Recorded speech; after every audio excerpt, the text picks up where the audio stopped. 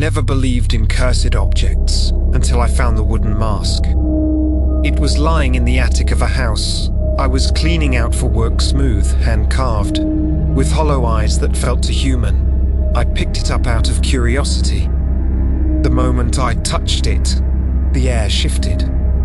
The attic grew colder, like someone had exhaled right behind me. I thought it was my imagination, until the mask whispered my name. I dropped it instantly, but the whisper didn't stop. It echoed through the attic, bouncing off the dusty beams. My phone screen lit up with a notification, even though I had no signal. A message appeared with no sender. Put it on. I felt watched. The mask lay perfectly still on the floor, but its expression had changed slightly, smiling, as if amused. I forced myself downstairs, but the house didn't feel empty anymore. Floorboards creaked behind me. Shadows stretched in ways they shouldn't. My boss texted me, "Did you move the mask?" I froze. I didn't tell anyone about it.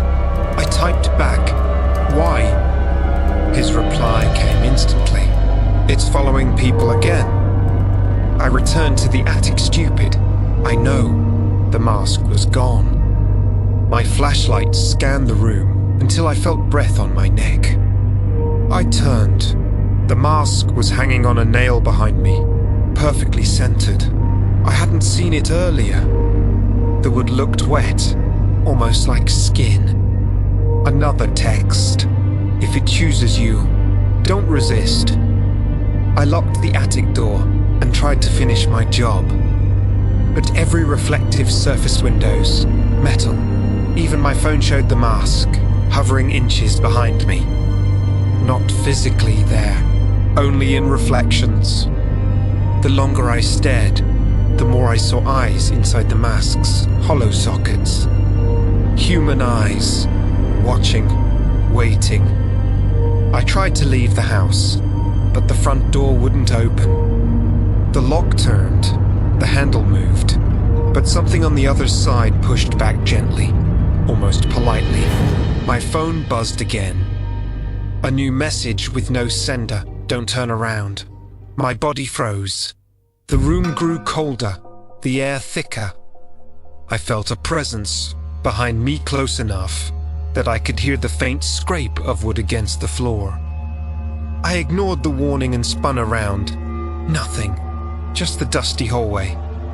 But when I checked the reflection in a cracked mirror beside me, the mask was inches from my face, hanging in the air like some invisible puppet. Its carved lips were parted now, showing wooden teeth that weren't there before. I backed away slowly, but the reflection didn't. It stepped forward. I shattered the mirror with my elbow, but the mask didn't disappear. Instead, a new message appeared on my phone. "You broke it." The house groaned, beams creaking above me, as if something heavy crawled across them. A slow tapping started above my head. Tap, tap, tap. Moving toward the attic door I had locked earlier, the tapping stopped. Then the lock clicked open by itself. The attic door creaked open halfway and stopped. I couldn't see anything inside, just darkness. Then a voice whispered from the shadows, deeper than before, "Wemi." My legs trembled. I backed down the hall, but the floorboards behind me bent, like footsteps pressed into them. I ran into the living room and slammed the door shut, pushing a heavy cabinet in front of it. Silence, then a soft scratching at the door, slow and rhythmic. I held my breath, gripping my phone like a lifeline. The scratching stopped only to start again from the window behind me. I whipped around.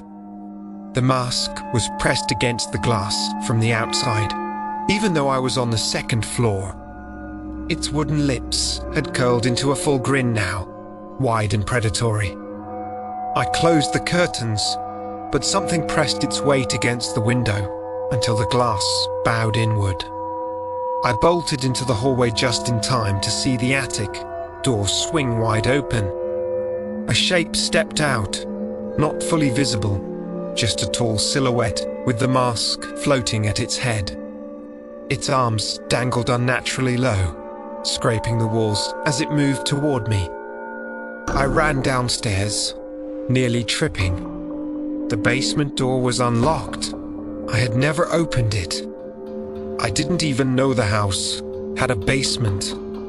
The door stood wide open, stairs descending into pitch black nothingness. My phone buzzed again, down. The creature's footsteps thudded above me. I had no choice. I ran into the darkness and slammed the door behind me. The basement smelled like damp earth and rot. My phone's flashlight barely cut through the darkness. I could hear breathing soft, shallow, not mine. I pointed the light forward and froze. The mask was on the ground in the center of the room. But it wasn't alone. There were dozens of masks scattered around it, all facing me, all with human eyes inside. The wooden faces twitched as my light passed over them. Their eyes rolled, following me. A whisper rose from the room, overlapping voices blending into one join us. Footsteps thudded above the basement, the creature searching. Dust rained down as it dragged something heavy across the floor. Then the basement lights flickered on by themselves. In the sudden light, I saw the truth. The masks weren't lying on the floor. They were attached to bodies mummified, rotting, slumped like discarded puppets.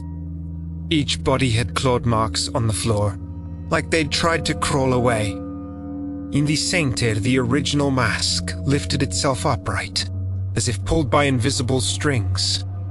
"Wear me," it whispered again now, in a chorus of stolen voices.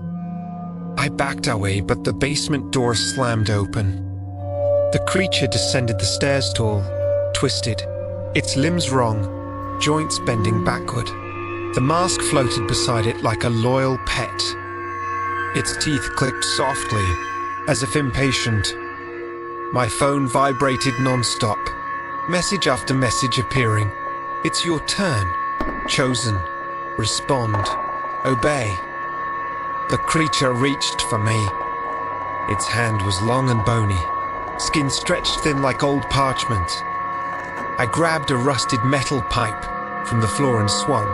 It didn't flinch. Instead, the mask flew toward me, slamming into my chest. I heard a whisper not outside my head, but inside, "Stop fighting." My vision blurred. My limbs felt heavy, numb, no longer fully mine. The creature guided the mask toward my face. I tried to scream, but my jaw wouldn't move. The wood felt warm, like living flesh, as it pressed against my skin. I felt something crawl inside the mask fingers, or roots, or veins wrapping around my skull. The room started spinning. I couldn't breathe. I couldn't think. My last clear thought was, this thing isn't an object. It's a parasite. The world went black. When I woke up, I was standing, not lying, facing the basement wall. My body moved without my command. My hands were wooden. My vision tunneled through hollow eye holes. I wasn't wearing the mask. I was the mask. Behind me, the creature placed another empty-eyed mask on the floor, waiting for the next victim. The cycle continued. I don't know how long I've been here. Days. Years. Time means nothing when you're trapped inside a wooden shell. I hear footsteps upstairs, sometimes new people, curious people. And every time, I feel the creature pick me up, carrying me toward the attic, toward the next chosen one. If you ever find a mask that whispers your name, don't touch it.